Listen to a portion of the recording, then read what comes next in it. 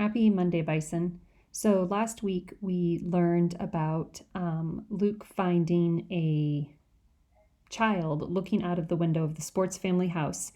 And he knows that there are already two boys that live there. So he's kind of trying to figure that out. When he keeps going back to look, he doesn't see them anymore. So he's trying to be sure, did this really happen? So, chapter 10. When Luke went down to supper, he saw that Mother had set his 2 loaves of bread out on the china plate she used for holidays and special occasions. She was showing off the bread the way she used to tape up the crooked drawings Matthew and Mark brought home from school when they were little. But something had gone wrong. Maybe Luke hadn't used enough yeast, or he'd kneaded the dough too much or too little, and the loaves had turned out flat. They looked lopsided and pathetic in the center of the table. Luke wished Mother had just thrown them away. "It's cold out now. Nobody'd notice if you'd pulled the shades. Why can't I sit at the table with all of you?" he asked when he reached the bottom of the stairs. "Oh, Luke," Mother started. "Someone might see your shadow through the shade," Dad said. "They wouldn't know it was mine," Luke said. "But there'd be 5. Someone might get suspicious," Mother said patiently. "Luke, we're just trying to protect you. How about a big slice of your bread? There's cold beef and canned beans, too." Resignedly, Luke sat down on the stairs. Matthew asked about the auction Dad had gone to. "I drove all that way for nothing," Dad said disgustedly. "I waited 4 hours for the tractors to come up, and then I couldn't even afford the first bid."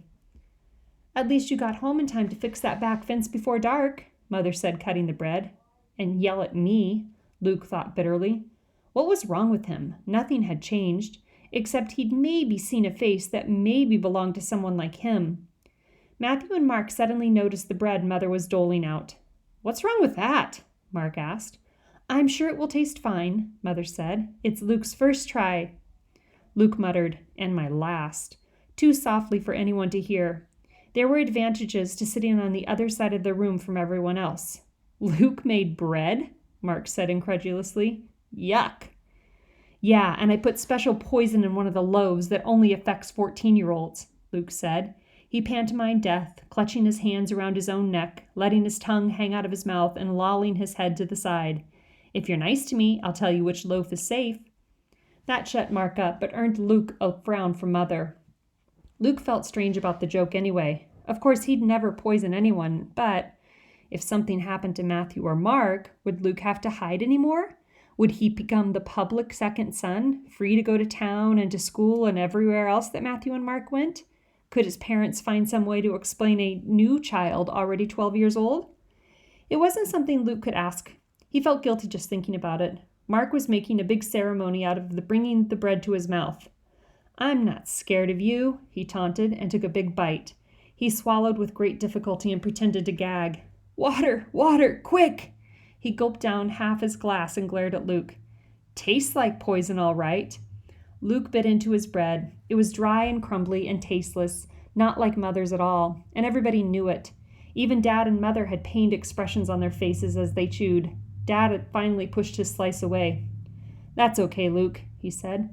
"I'm not sure I'd want any son of mine getting too good at baking anyhow. That's what a man gets married for." Matthew and Mark guffawed.